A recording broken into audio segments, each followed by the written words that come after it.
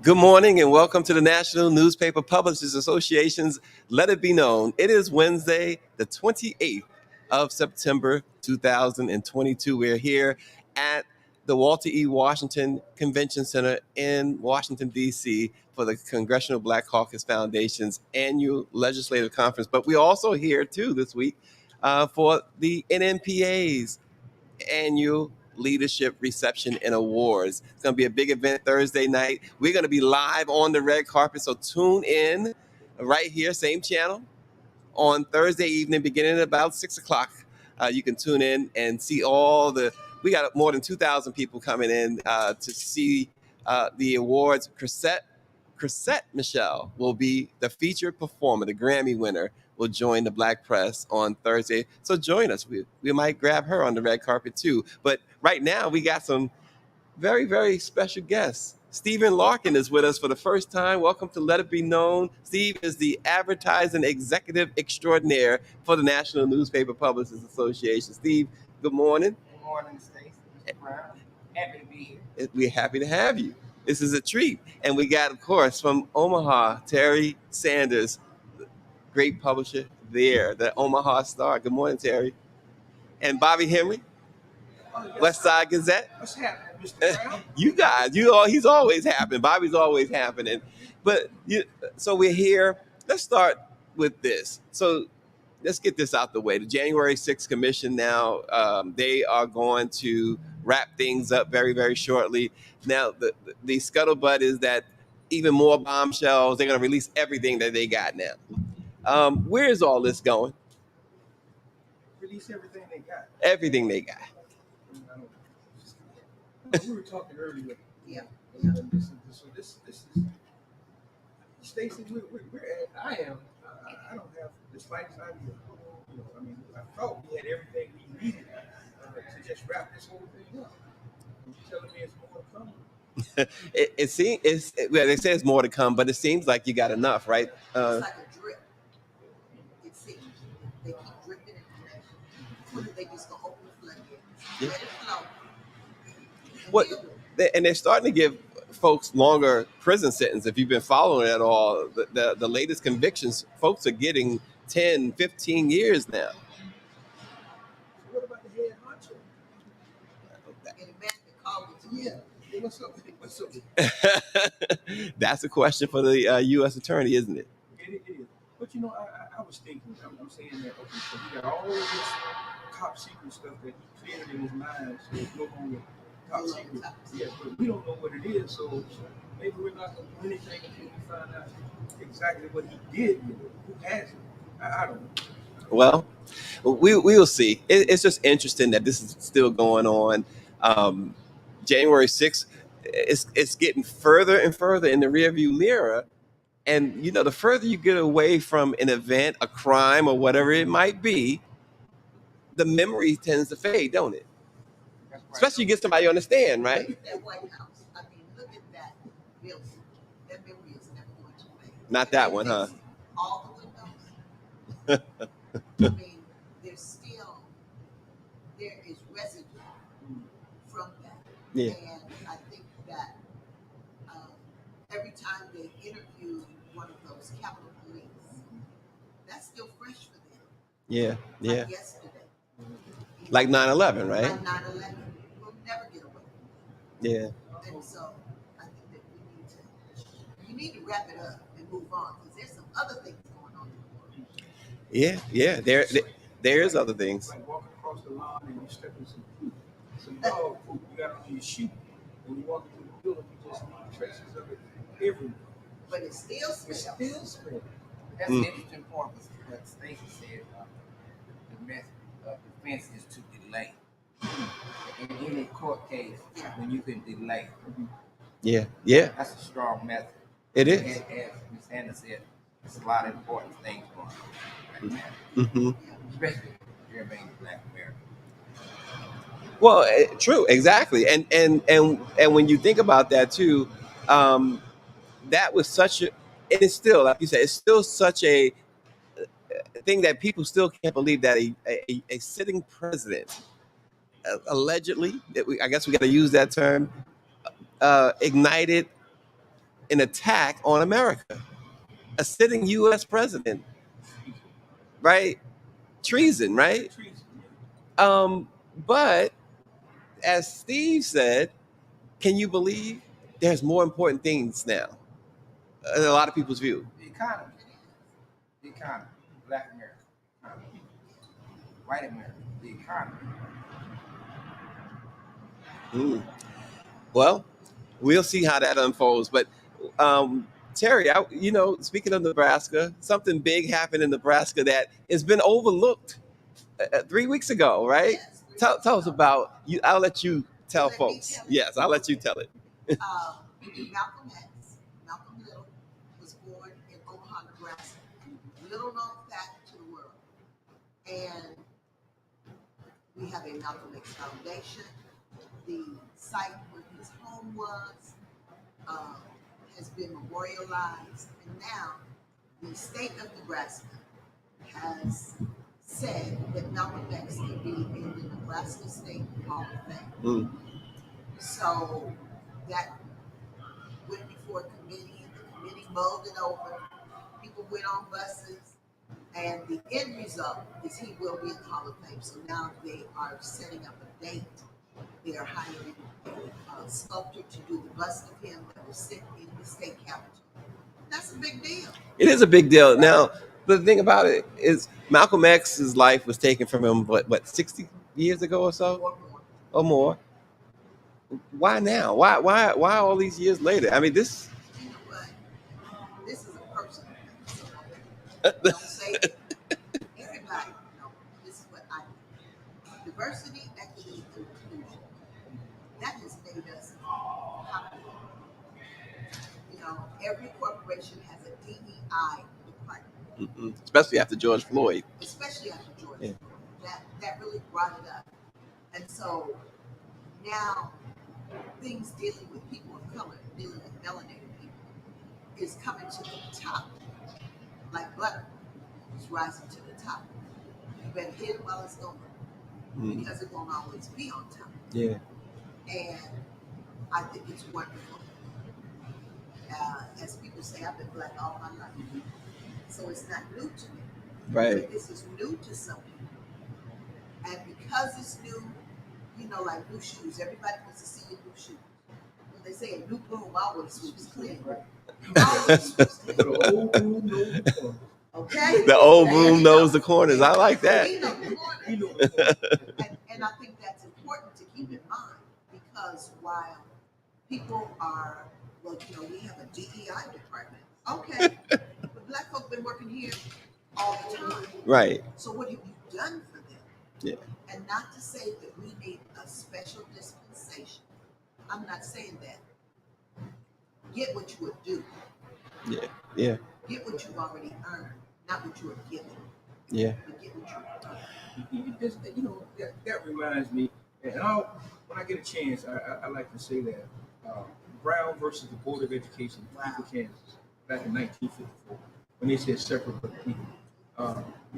They said then, with all deliberate speed, that this should happen. We haven't achieved that speed yet. Not yet. Not yet. So that's that. I'm glad that is happening. Yes. And I appreciate the fact that we are being recognized by those by the people. Yeah. Yes. We have been the people. So we just need to start taking charge. And we need to take charge of us. We can no longer sit back and wait for them to do something. We have enough supposed to be leaders who are competent and supposed to be capable to do this for us. But we're not doing it. That diversity and inclusion. This is a question I was going to have. Thinking about the economy, thinking about what you said. And corporate America is trying to find ways to reach Black America. And by the you publish a newspaper in Fort Lauderdale, you and Omaha, Nebraska, you've been doing it for quite a while. It's been said that nobody can tell a story like African American story like the African American newspaper. That's right. News in our newspaper is going to be a little more meaningful to African American than looking in the Washington Post. Why is that? So my question going back to diversity and inclusion, economy. So it's diversity, inclusion, does that mean And we're gonna, equity. Don't leave does that out. that mean Yes. that we hire some senior staff members of General Motors or Honda, or things of that nature, or do we reach out to the newspapers in Black America to include them economically? Mm-hmm. Advertise, because you want to reach Black America, Mm-hmm. and if you spend an X amount of dollars here, does it make good business sense, science for business, to invest? Look at Stevie Larkin, man. Well, that's why I just thought I'd throw it out there. But go ahead, Terry. I don't know. Yeah. You know what? And I learned this in our last meeting in New Orleans. Don't call it advertising. Call it outreach. Outreach. I Yep. know that you have money in your budget for outreach. Absolutely. So please include us in your Minority outreach. culture outreach Outreach. program. There you go. Well, Steve is the ad guru here, right? He's Yeah. the marketing and advertising guru here. Now, we know after George Floyd, the immediate reaction from all these corporations. Let me throw some money at Black They folks. felt guilty. They felt guilty, and It's all but then we also knew that was only going to last, but so long, right? So what do you see? I mean, you got your feet on the ground there. I think corporate America will step up and But have they lived up to any of those promises? they're working on it. Working on that. They All working deliberate with speed. all deliberate All speed. deliberate Brown speed. versus Board Board of of Education. Education. And the way to do it is not to take an African American and have him in charge of advertising for Honda or Mhm. Chrysler, so he can talk to you guys when you come want some advertising. He's gonna just talk to you. Does he That's have it. power to bring the dollars? His job is to talk to you.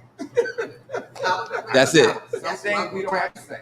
Yeah, But we're gonna move forward. yeah, we don't need a talking to. No. But Steve, the same thing is happening, I think, with the messaging of the Democratic Party. It's not appealing to us. It's not. We're not there to create the message, you know. And you would think that at this time, I'm gonna speak from the state of Florida. Let me say that. That was my question about this comment. Let me do that. We have a chance to make history in the state of Florida. Yeah, you got Val Demons, and you got Ayala, I can't pronounce it. Aramis Ayala, mhm. Naomi Blumer, the Mhm. Commissioner of Education, our Attorney General, and a Senator. We got a chance to make history. Governor too. Don't take that off the table. No, but you would think the Democratic Party would put money behind the messaging to Black folk about Black folk, since they want Black folk to vote. And they're not doing it. The message is not. Well, what does that mean, right? They take it for granted, right? They have taken it for granted because what the Black folks who vote, for the most part, vote for Democrats, right? Right. So isn't that taken for granted then? That is, but you know what? In Omaha, Nebraska, there was a woman that ran for mayor, and do you know she lost the election by just a few votes? And do you know why? Because people assumed because she was Black, the Black folks would come out and vote for her, Mhm. and they did. They sat at home. We know she gonna win. How you know? You didn't go, did you? So they need not take it for granted that we're even gonna get out of it. In Texas, it's a little different also. We don't have anybody here from Texas. I'm always amazed. The Hispanic folk, Yeah. that they're more Hispanics there. And somehow they ended up going Republican. Well, They got put on a bus. they got flew to Martha's Vineyard, but in Florida they got the Hispanic vote is trending toward Republican too, right? You're absolutely right. But things now, here again, the message. Who is formulating the message? If you look at the Democratic Party, you see young white folk, you know, who are the communications people. You see people Experts. in In Black America. and Black America, and you see those same people on the committee or surrounded by the Valvin, you know, the Naomi group, you know, and Ayala. You don't see black people. You're not motivated. The message now. When you are in a position of leadership, in order to make folk connect, you gotta have people that they can connect to. You gotta have people that look like them On your staff. On your staff. Making decisions and creating messages. You can't leave Leroy under the tree out there and not talking to him.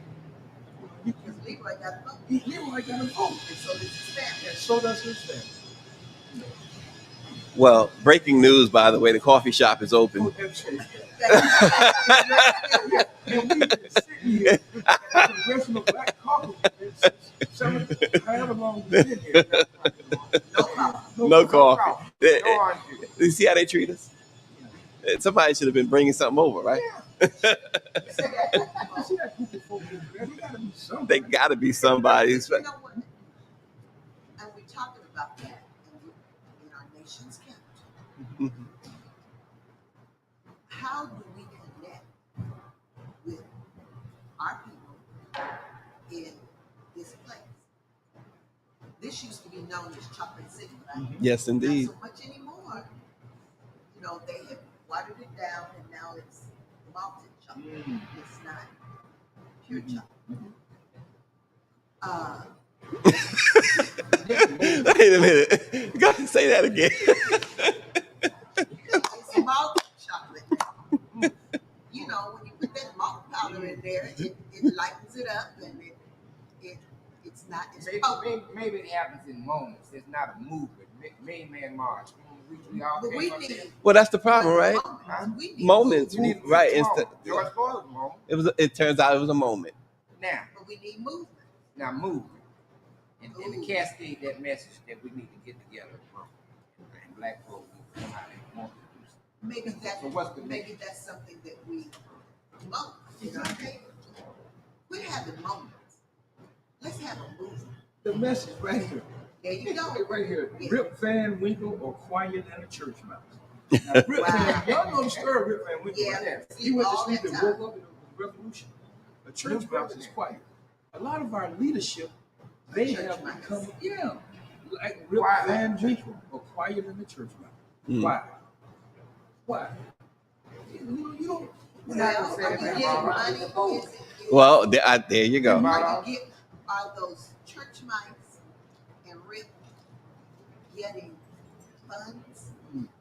And because they're getting funds, what am I going to fuss about? Now Leroy was getting no funds. He's got lots to say over there under the tree. So we need to get more Leroys up front. Leroy and Tamika, they already out. And Tamika, you right. Get both of them. Tanisha raising hell in New York. There you go. And she know, she can put homie up under What the you bus. talking about? See, what's wrong with us, man? There's nothing wrong with us. Nothing. So America, Black America, there's nothing wrong with us. We just need to wake up and come back together. We had a cause, not moments. We had a movement. We had a movement, and it was inclusive. And it still is. It still is. Don't say we had it. We have a Because movement. it's You're right. it is still appropriate. We still do not have equality. Whatever that is. We don't have equity either. Right. There's no equity. And in a lot of places, there's no inclusion. I think collectively we need to come together and talk with our corporate America. Yeah, And but move forward. and you're right. But Steve, isn't that always the we say it all the time. We hear it all the time. We need to come together. We need to come together. But does it ever happen? No, man. And Why? something just came to me. Mississippi, goddamn. And I'm No water. No water. No, I mean, but you Brett got. Favre got Come on. Oh gosh, Brett Favre. You see what we allowed to happen? Yeah, we did. You see? Yeah, we did. The Brett Favre got He took money from poor old Mississippi.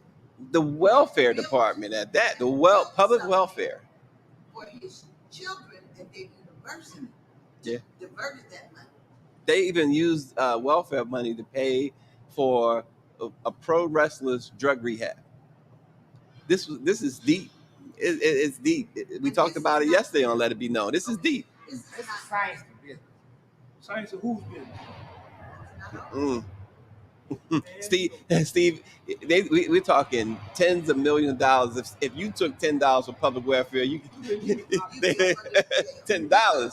Steve. They have this discussion about the brother from the Celtics. So leave that room, and you got Brett Favre over here taking money from poor folk to build a volleyball stadium. And that's not.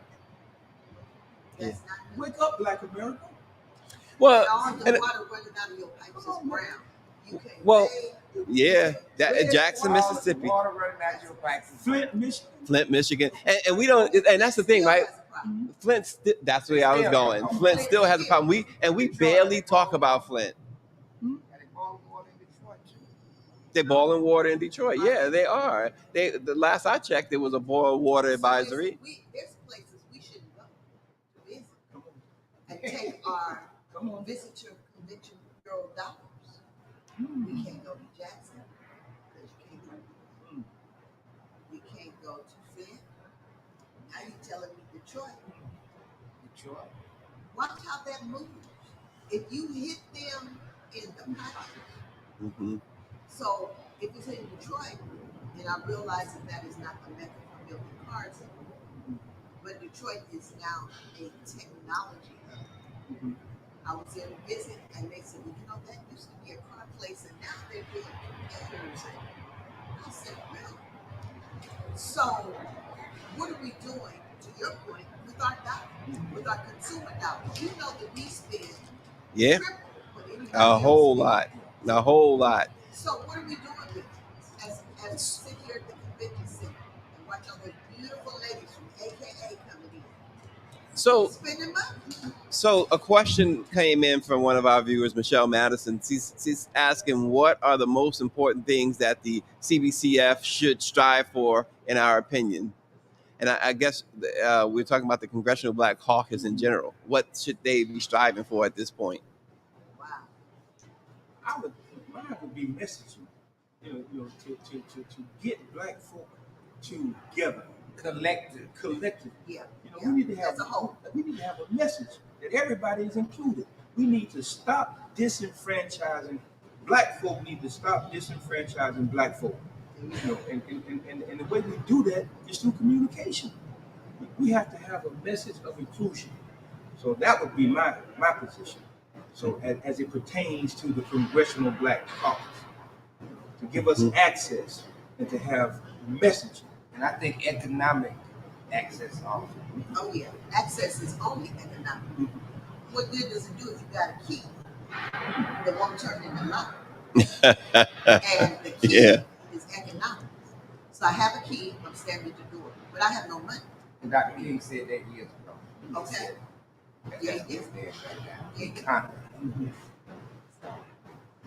Steve, you can tell Steve's the money man. Everything is the economy with Steve. Who said that? Remember that? It's the economy, stupid. Who used to say this? The economy. It was somebody. Who said that, Steve? No, I don't. I say speak daily with your dollars. Speak daily with your dollars. Don't spend your money where you're not respected. Yeah. Don't spend your money where you're not respected. Not respected.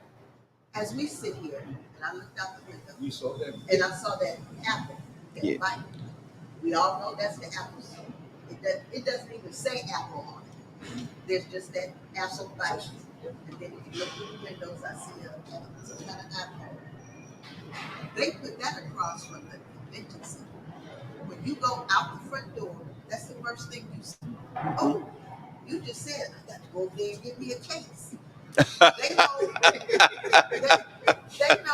where to put it, where the goats can get it. And the goats can come out of here and go over there and get whatever they need.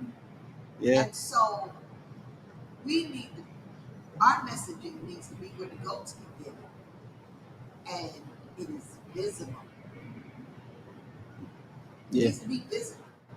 Don't put it in the black newspaper on page 6 and Some newspapers are free. Not everybody has a subscription, so it's on the stand. It ought to be on the front page, Mm-hmm. and y'all have it coming to your house. And it ought to be consistent. Consistent, yeah. So don't buy one ad. Consistent.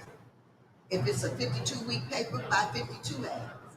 Give us that At least annual by dollar, 26. and then And tell your story. Tell your story. Well, it's like you said And have earlier. a It's story not. to go with it. Don't look at it as advertising. Look at it as Outreach. outreach. Yeah. Yeah. Key word, y'all. And what you're doing is Bible saying you message. You're talking to Black Americans. You're gonna have an ad in this newspaper. Have an African American person on that ad. Yeah. So when we see it, we pick it up. We gonna look at it. Sure. There's somebody right. And he says that he opened. Look, he opened up. You see the big ad there, and then look who's on the.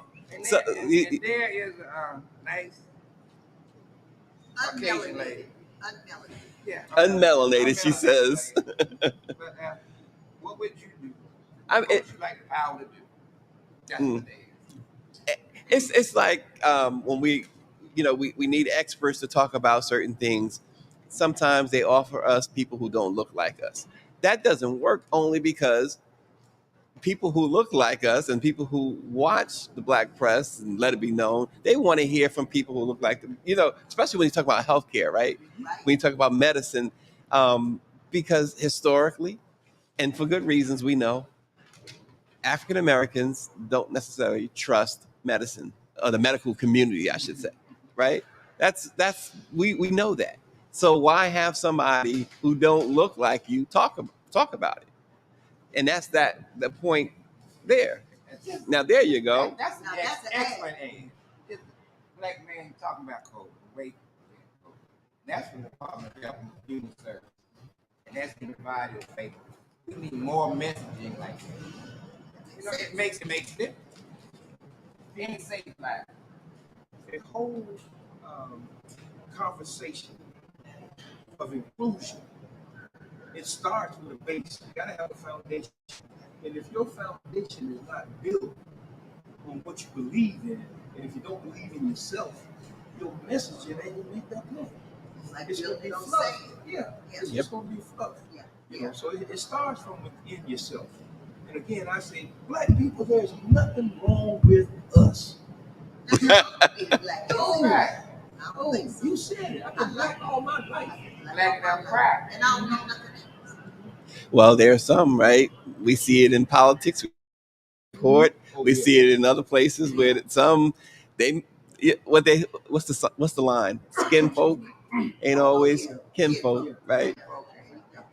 But we see that a lot, especially individuals in certain positions of power. And Black is not just a color. No. No. Black is a soul. You know, it's a responsibility. And it's a culture. And it's a culture. You know, some of us get it twisted. You know, they just want to play up on the hype. Right. They wanted to be, what do you call it? Nostalgic or whatever. They wanted to be passe or whatever. But it's more than that, man. It's about living. It's about life. Yes, it is. Yes, it is. Our life. Well, what's her name? Yeah, y'all know who passed off as black for several years. NAACP. What was her name? Rachel something, right? Yeah. Yeah, and so you have those too, and I will say this too. This all these plastic surgeries, the Brazilian butt lifts and all that stuff, and it's this culture, this world culture, wanting To be black culture, Yeah. wanting to have a look.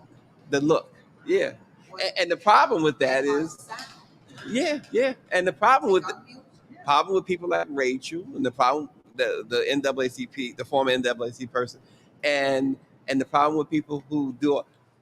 Here's the difference though. When Terry goes home and Bobby goes home and Steve goes, when I go home and close those, I'm still black. They go home, they can take it off. They don't have to be black, No. right? They get what they people. They get what. They people, not we. That's something else, Steve. Well, let me ask you one more thing. Now, there's a conservative group suing the Biden administration over the student loan forgiveness, right? The Congressional Budget Office said it's going to cost $40 billion or something, some wild figure that they estimated. And of course, the Republicans have seized upon that, saying, "See, he doesn't know what he's doing. Why would you forgive all this student debt? It's going to hurt the economy in the long term." And now the Congressional Budget Office is saying, "Yeah, it's going to have this big bill." Now you got this lawsuit. Uh, what is the problem with people that you say we're going to forgive your debt? What is the problem with that? Oh, I mean, there's many people who believe college should be free. So you forgive the debt.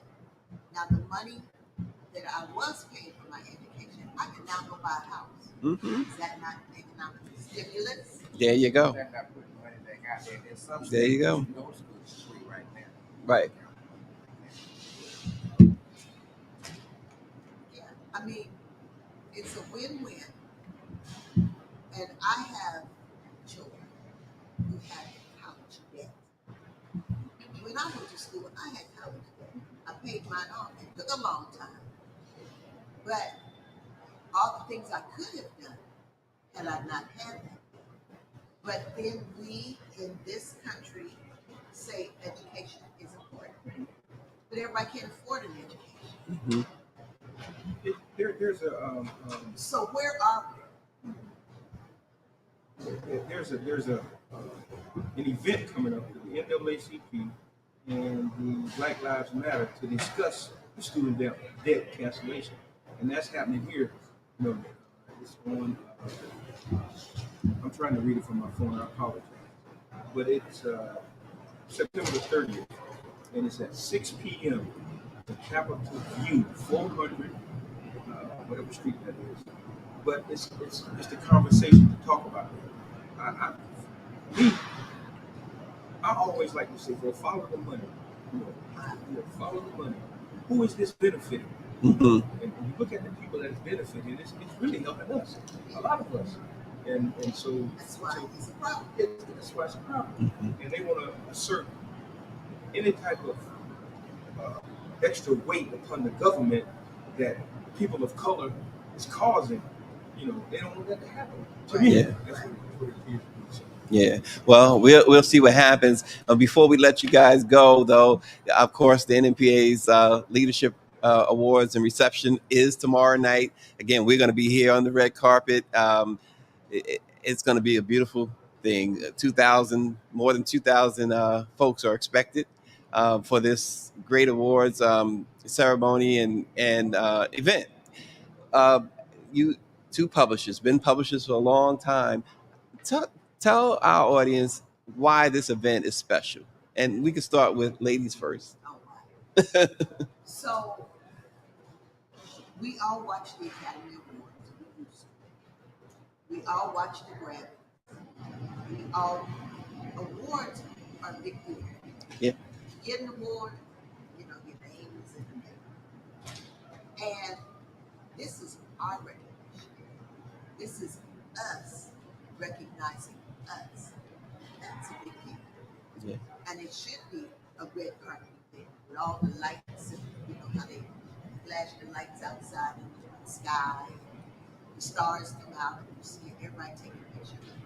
That is public recognition for what our awardees have done and are doing. Mm-hmm.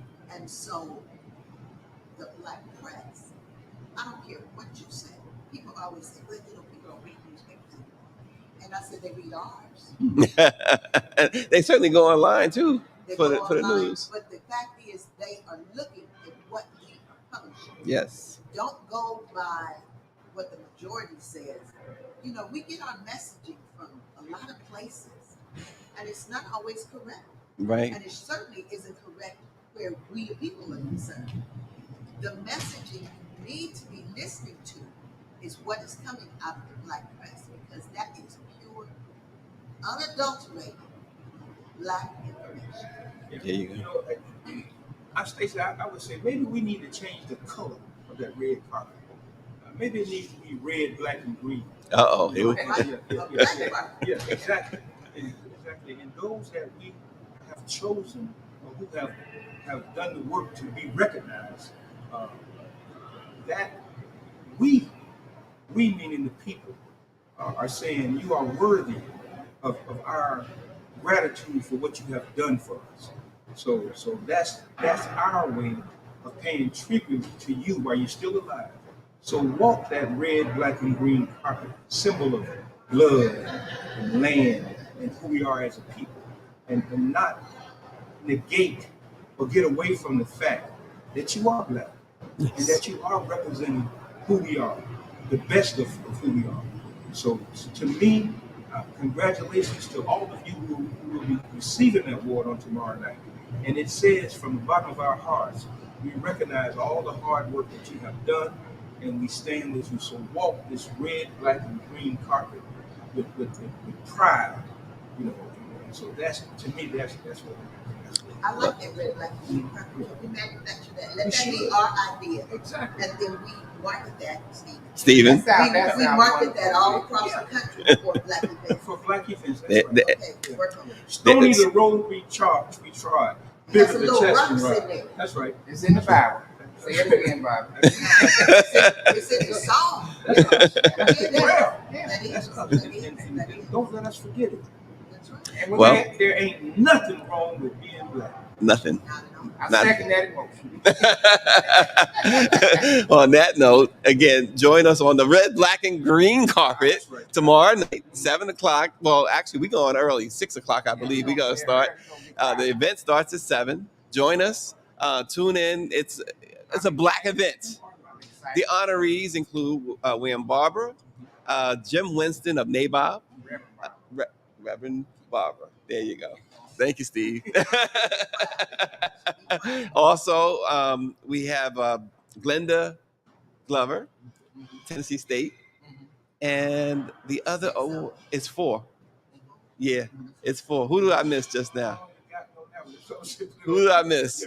I missed somebody. Tune in and you'll see. Tune in and you will see. Chrisette Michelle is going to perform though. She's not an awardee, but she's performing.